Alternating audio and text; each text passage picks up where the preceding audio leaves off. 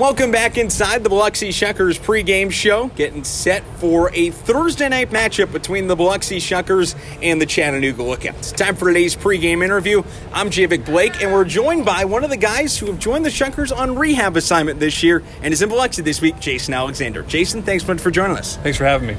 How's the rehab assignment been? Because for you, this is your spring training after missing spring training with an injury. Yeah, it's starting out. Just getting to it right now. I had 2 outings in Arizona, about 4.5 innings in. But there's still a lot of things in Arizona that just don't really get challenged much while you're coming up. So those 4 innings, they might as well have just been bullpens for me. And I was really taking my outing the other day to kind of more be like a breath of fresh air of like, this is what baseball is like.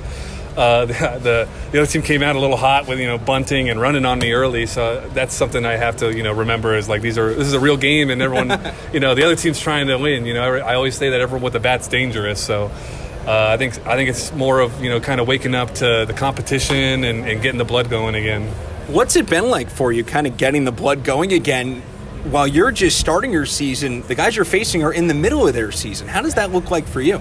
Yeah, it's kind of like, you got the both ends where the Lookouts are, they're fighting for a playoff win, and I'm just trying to get my feet under me. So it's nice, it kind of forces you to learn fast, which was what I would say the big leagues kind of taught me last year was it's like you have to learn fast in this game. So it's been great. It's kind of nice, it's kind of better to get your teeth kicked in a little early rather than later on. If I was getting towards the end of my rehab assignment and I was still struggling, that would make me feel different than if having things to learn from early, which was what I felt like I got the other day. It's like the tough spring outing on February 29th. It's not going to matter come opening day, right? Exactly.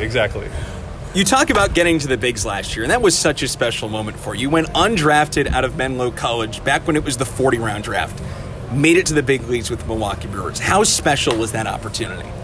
There's still moments where I wake up and it's hard to believe that actually happened, especially now that it's looking back to last year.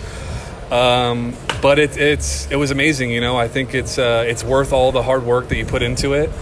And it's great to put your blood, sweat, and tears out on the line and actually get rewarded for it. So I'm glad. I was very thankful that the Brewers, noticed me. I was out of baseball for a while there, in between organizations.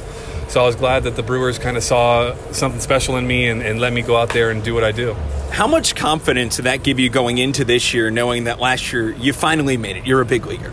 Yeah, it's good. I think the main thing when you're kind of becoming a minor league free agent is that you don't have really a resume. It's like, okay, well, I played AA and AAA, but if I'm trying to play in the big leagues, I don't have a resume when I'm signing with these teams, where now it's nice to know that I have that. It's something my brother told me too when I was debuting, is that like it's, no one can ever take it from you. That you get that one day in the big leagues and you're a big leaguer for life. So it's nice to be able to take that with you everywhere you go. How surreal was that debut? It was hard to breathe. It was incredible. The first inning, I remember I was in Wrigley Field, and they have tons of scoreboards and signs all over the park. And I was in the middle of a count, and I'm looking back like, hey, what's the count? And I'm looking back, and I'm like, all right, there's the lineup. Look at that! Look at that scoreboard. That's just the lineup. And I'm looking around. I'm like, where's the count? Where's the score? Like, I don't even know where the score is. And I'm just like, all right, whatever. I'm just gonna throw a pitch.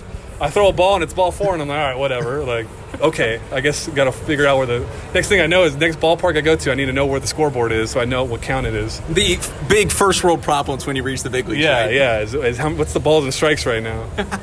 You talk about your brother. Your brother Scott is in the bigs right now with the San Francisco Giants. How special and how incredible is it for you to make the big leagues? Not only that, for your brother to make the big leagues as well. Yeah, I growing up, it's like I could have told you, like, yeah, there's something special about my brother. He's a great athlete, and it's cool, reaching this point to where we can always look back and just know that, like, throughout our lives, like we were kind of destined for this or preparing for it. It's fun knowing, like, growing up, that was my competition. Was like I was competing with my brother, who ends up becoming a professional, a major league athlete. So it was great. I think that's what kind of pushed me and helped me growing up. Just be able to learn from my losses, because he was giving them to me, 24/7. So he's been he's probably the reason why I made it. So he's been a great help. Good to have in my back pocket. How much of your parents love the fact that both you're in the bigs? It's great. We actually our Christmas present to them both was we both took one of our jerseys and we just ripped them down the half, and we fixed the numbers a little bit, but they both have now jerseys that are half Giants, half Milwaukee that say Alexander on the back. So it's cool. They wear them to the games. They get recognized in San Francisco, and if there's any Milwaukee fans in San Francisco and they see an Alexander jersey, they're like, okay, well, you must know him because no one else has his uniform.